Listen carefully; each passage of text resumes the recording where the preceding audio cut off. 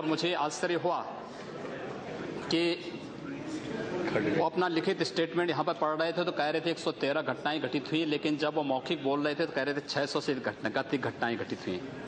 क्या सत्य है यह मुझे लगता पूरा देश जानता है। 26 मई को श्री नरेंद्र मोदी जी के नेतृत्व में भारतीय जनता पार्टी नेतृत्व की सरकार ने शपथ ग्रहण किया था और इस देश के अंदर इस सरकार के आने के बाद आम जनता में विश्वास बहाली हुई और देखा जा सकता है शासन में प्रशासन में। ये आंकड़े जो माननीय खड़गे जी यहां पर कह रहे थे मैं उसके पीछे लेके चलता हूं और मुझे लगता है कि अगर ये आंकड़े वास्तव में स्वीकार करेंगे और सचमुच इस देश की सांप्रदायिक हिंसा से लोग चिंतित हैं तो सांप्रदायिक आधार पर इन्होंने जो घोषणाएं की हैं पूरे देश से इनको माफी मांगनी पड़ेगी।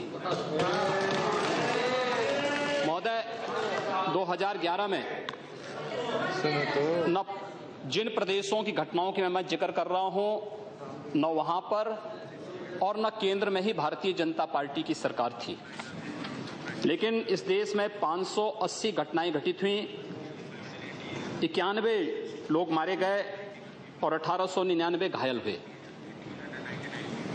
इनमें सबसे अधिक उत्तर प्रदेश के अंदर 84 घटनाएं घटित हुई, 12 लोग मारे गए और 347 2011 में घायल हुए थे। दूसरे पर राजस्थान, दूसरे पर प्लीज सुन तो ले आपने जो कहा है।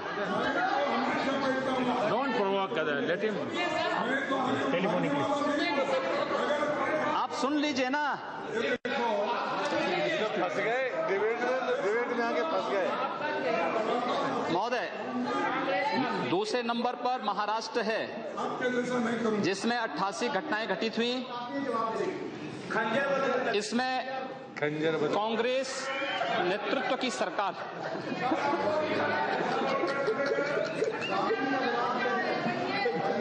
88 घटनाएं घटित हुई, 15 मारे गए।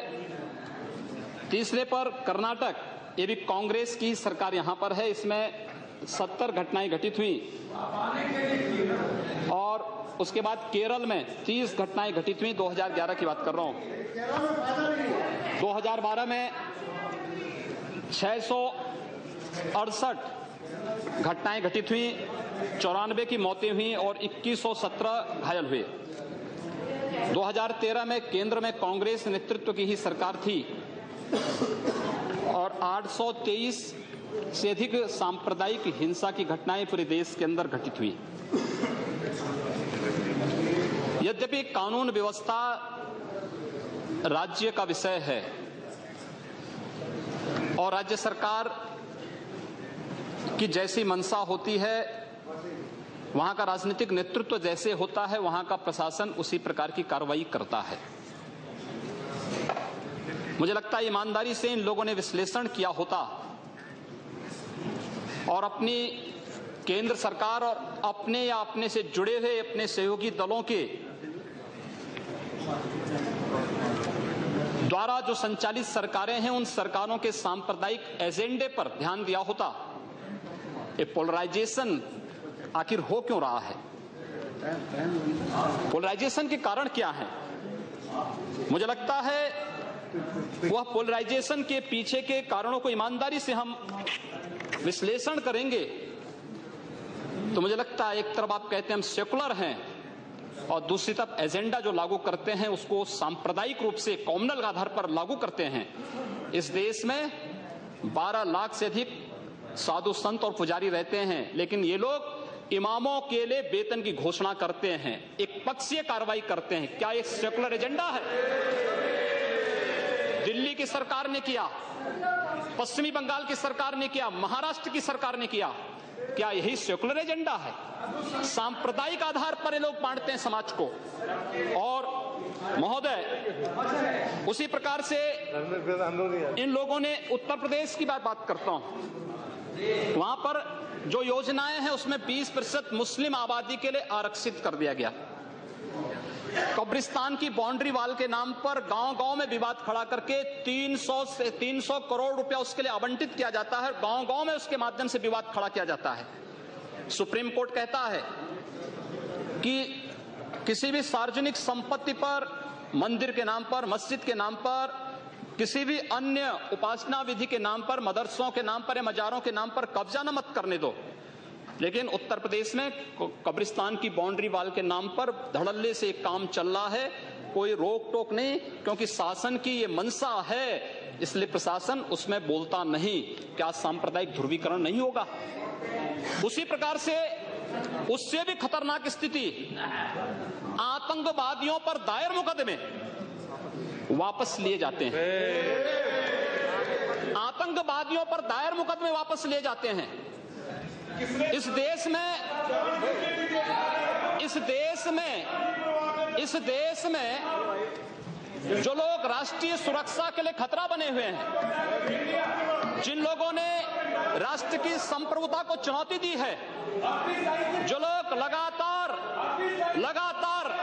भारत की संप्रभुता को चुनौती दे रहे हैं और देश में हिंसा को बढ़ावा दे रहे हैं, उन लोगों पर दायर मुकदमे, चाहे वह राम जन्मभूमि पर आतंकी हमले का मामला हो या संकट मोचन मंदिर काशी में सीआरपीएफ कैंप रामपुर का मामला हो या गोरखपुर के सीरियल ब्लास्ट का मामला, रघुनाथ मंदिर, ये जितने भी मामले हैं, इन सभी मामलों में जिन आतंकवादियों के खिलाफ मुकदमे दर्ज हुए थे, उत्तर प्रदेश की सरकार ने वोट बैंक के लिए उन मुकदमों को वापस लेने का कुत्सित प्रयास किया। न्यायालय अगर बीच में नहीं होता तो संभवतः अब तक वे आतंकवादी बाहर छूट करके पुनः नरसंहार कर रहे होते, जिस प्रकार से उत्तर प्रदेश के अंदर और प्रदेश के अंदर हुआ है।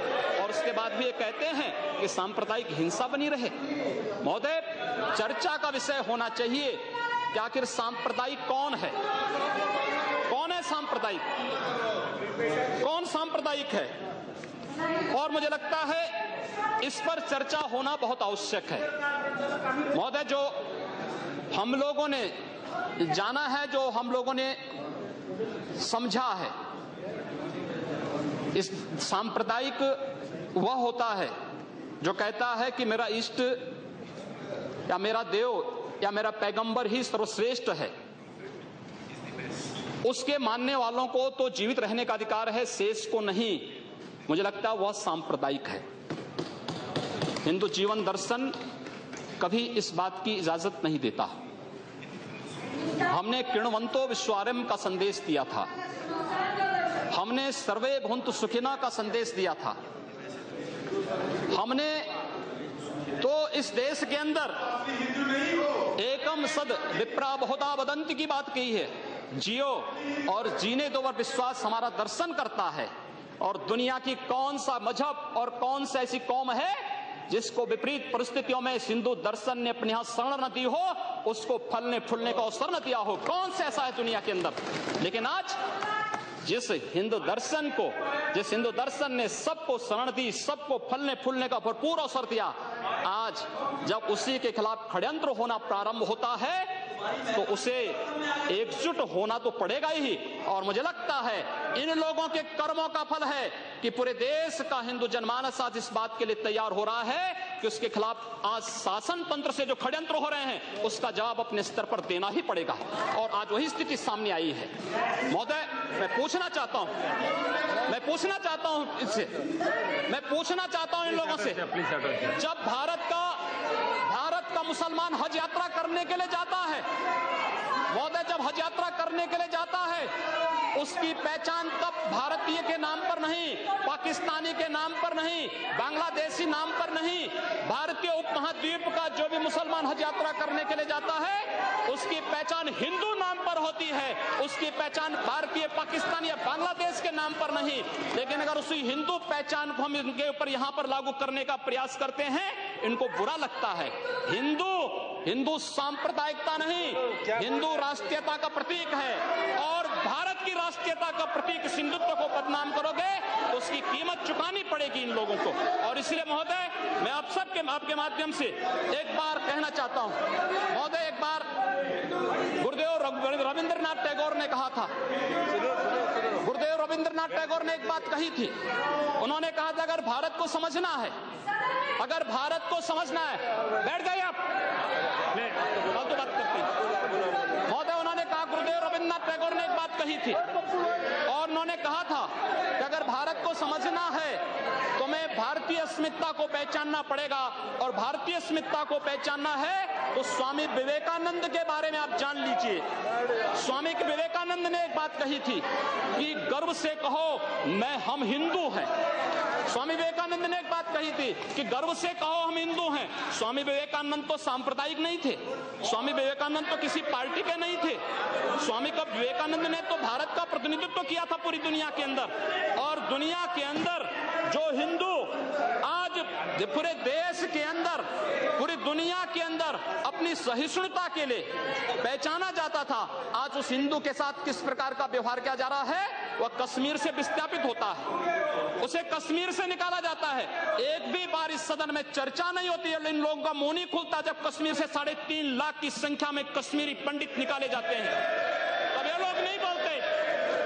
पिछले 2012 में असम के अंदर 3 महीनों तक बोडो जनजाति के लोगों को मारा जाता रहा, कोई नहीं बोला। महोदय, कोई नहीं बोला। जम्मू कश्मीर के बाद जम्मू कश्मीर के हिंदुओं के मारने पर कश्मीरी पंडितों को उनके घरों से बेदखल कर दिया गया, एक भी बार ये लोग बोले नहीं, इनको पीड़ा नहीं हुई। दुनिया के अंदर ये अपने आप में बिरला उदाहरण था जहां पर अपने ही देश में अपने ही जानने वाले लोग विस्थापित होकर के खाना बदोश की जिंदगी जी रहे हैं। उस शर्मनाक घटना की निंदा एक भी बार इन लोगों ने नहीं की। मुंबई के दंगों पर ये लोग मौन रहे, जमशेदपुर और भागलपुर के दंगे कांग्रेस के समय हुए थे, एक भी बार इन लोगों ने उस पर चिंता व्यक्त नहीं की। और तो और 1984 में इस देश के अंदर जिन सिख गुरुओं का योगदान इस देश को बचाने और इस देश की धर्म और संस्कृति और इस देश के समाज को बचाने में बहुत महत्वपूर्ण थी, उन सिखों के कत्लेआम पर भी इनको शर्म महसूस नहीं होती है। और आज लोग इस देश के अंदर बात करते हैं सांप्रदायिक सौहार्द की, इनका पूरा चेहरा सांप्रदायिक हिंसा से रंगा हुआ है, सांप्रदायिक एजेंडे से रंगा हुआ है। और इसीलिए बंधु महोदय, इस देश के अंदर असम में क्या हो रहा है, बांग्लादेशी घुसपैठिए इन लोगों के अपने हो गए, और इस देश में लाखों वर्षों से रहने वाला समुदाय पराया हो गया। इस देश के अंदर महोदय, असम में बांग्लादेशी घुसपैठियों के कारण Kokrajhar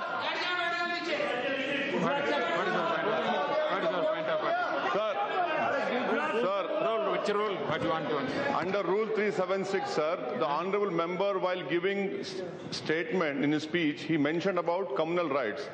I request you that 2011 he has given a figures. Those are wrong figures. No, he has completely forgotten 10 to 2013. No. My question was there, sir. You cannot give wrong figures. Gujarat was the highest number followed by Madhya Pradesh. I have my question over here answer. I request you to check the record. Please. Sir, Please take it. Please. Say, no. Please. See, unmute my leg. See, on my leg, please. See, the member is speaking and giving some figures. You are disputing that figures. No. In your speech you can say there is no ruling. They are not out of. During your speech you can speak. You reply that. During your speech you can counter it. Not when your time comes.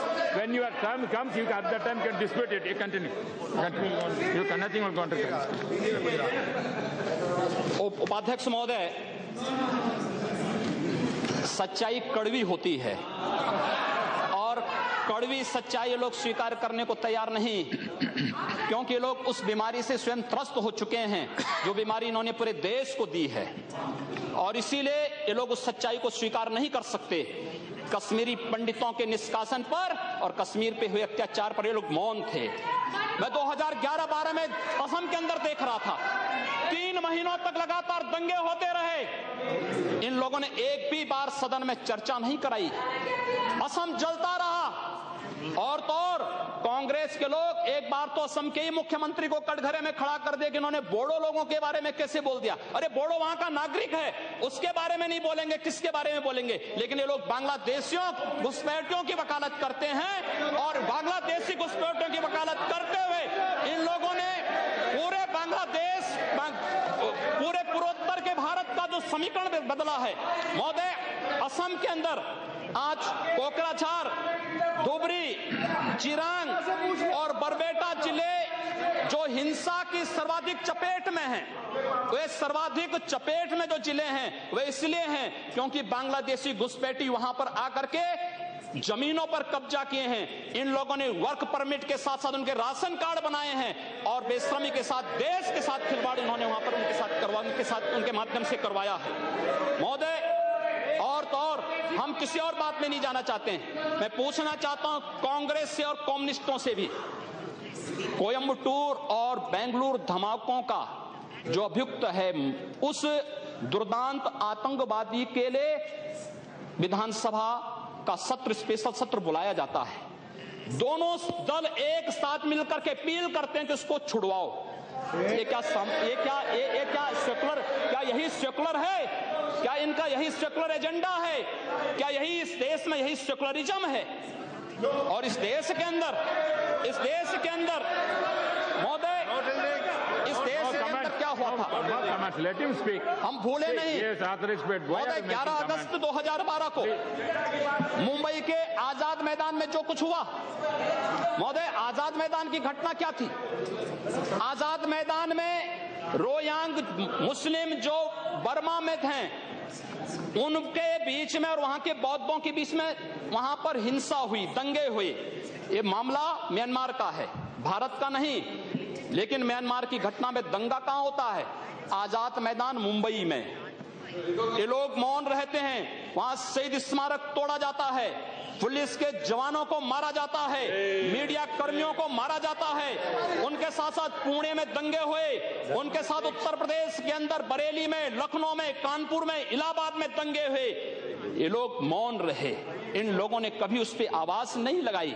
ये लोग मौन रहे उस घटना पर। ये वही लोग हैं जो आजाद मैदान की घटना पर मौन थे, और बाबा रामदेव पे, उन सत्याग्रहियों पर ये लोग रामला मैदान पर लाठी चार्ज करके बेशर्मी के साथ वंदे मातरम का गान करने वाले देशभक्तों पर लाठी चार्ज करते हैं। ये लोग देश के अंदर सांप्रदायिक हिंसा की बात करते हैं। सांप्रदायिक हिंसा किसने फैलाई है?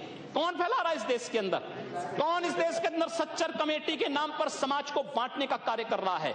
इन लोगों ने सांप्रदायिक आधार पर 1947 में देश को बांटा है, और आज पुनः देश को बांटने की साजिश के तहत पाकिस्तान के एजेंडे पे ये लोग कार्य कर रहे हैं। और इसलिए महोदय, जब उत्तर प्रदेश के अंदर की जो घटनाएं आई हैं, उन घटनाओं पर अगर आप नजर डालेंगे महोदय, जो घटनाएं हुई हैं, उन घटनाओं के बारे में अगर मैं आपके सामने रखूं, तो घटनाएं अपने आप में चौंकाने वाली घटनाएं हैं। और ये चौंकाने वाली घटनाएं कितनी खतरनाक हैं। Sir, Rule 380. I'm quoting. What is the point of order? No, I will ask. Rule 3. Sir. I am raising a point of order. While speaking, the member already made a defamatory statement. Yes. If the speaker is of the opinion that words have been used in debate which are defamatory or indecent or unparliamentary or undignified, he used the word that we already raised the issues of communal violence. We are not against anybody. We want a secularism to be maintained in this country. Therefore, we made a discussion. But honorable member, while discussing, honorable member, while discussing, he used the name of Pakistan. He abused us for naming the Pakistan. This is unparliamentary, sir. This should be deleted. This should be deleted, sir. As per PIT, this should be deleted. मैं उत्तर प्रदेश के अंदर आता हूँ। It has to be decided. Please, the speaker has I have to give my ruling. He has been using the word Hindus and Muslims. Yeah. Say, It is really against no, please. No, so you have raised certain objections. If any objections is in regard, that will go through and we'll explain it. Please continue. उपाध्यक्ष महोदय, सांप्रदायिक agenda इन लोगों का है, हमारा नहीं। हम लोगों ने पूरे देश को एकजुट करने की बात किया था। हम लोगों ने तो नारा भी दिया था कि सबका साथ और सबका विकास। हमने कहा था सबका साथ सबका विकास, लेकिन असम के अंदर अली और कुली का नारा इन लोगों ने दिया था, हम लोगों ने नहीं दिया था। असम को ये लोग बांटने का प्रयास कर रहे हैं, देश से अलग करने की साजिश कर रहे हैं, और इसीलिए मैं आपके माध्यम से कहना चाहता हूं, क्या यही इनका सेकुलरिज्म है? महोदय, मैं उत्तर प्रदेश के बारे में चर्चा करना चाहता हूं। उत्तर प्रदेश के अंदर 2012 में 118 घटनाएं घटित हुई, 2013 में 247 और मार्च से मई तक 65 घटनाएं घटित हो चुकी हैं। सहारनपुर का दंगा इसलिए हो जाता है क्योंकि हाई कोर्ट के आदेश पर सहारनपुर में एक गुरुद्वारे का निर्माण हो रहा था। अब न्यायालय के आदेश को प्रशासन नहीं मानेगा, उत्तर प्रदेश सरकार नहीं मानेगी। काठ में इसलिए वहां पर विवाद होता है क्योंकि उस गांव में 4 धर्मस्थल हैं, 3 मस्जिद, 1 मंदिर। मंदिर हिंदू समुदाय के द्वारा है, 3 मस्जिदों पर माइक रहेगा, लेकिन मंदिर से माइक उतार दिया जाता है। क्या यही सेकुलर एजेंडा है इन लोगों का? यही सेकुलरिज्म है? क्या इसी को सेकुलरिज्म आप कहेंगे? और इसलिए महोदय, जो कुछ घटना घटित हुई मेरठ के अंदर, एक बालिका का अपहरण होता है और अपहरण होने के बाद उसके साथ जो घटना घटित होती है कितनी शर्मनाक थी। महिला हिंसा पर हम चर्चा कर रहे हैं और उस महिला हिंसा की बात हम कर रहे हैं, उस सब के बावजूद ये लोग मौन हो जाते हैं। इन लोगों के मुंह से इनकी जुबान नहीं खुलती उस मामले में। न्याय का तराजू तभी चलेगा जब देश के अंदर समान रूप से कानून सबके लिए समान रूप से लागू होगा। कानून इस देश में मत के आधार पर लागू नहीं हो सकता। और इसलिए महोदय, मैं आपके माध्यम से माननीय गृह मंत्री से चाहूंगा, कांग्रेस ने मुद्दा दिया है, अच्छा होगा पूरे देश के अंदर और उत्तर प्रदेश के अंदर जो घटनाएं घटित हुई हैं, इनकी एसआईटी जांच करा दी जाए।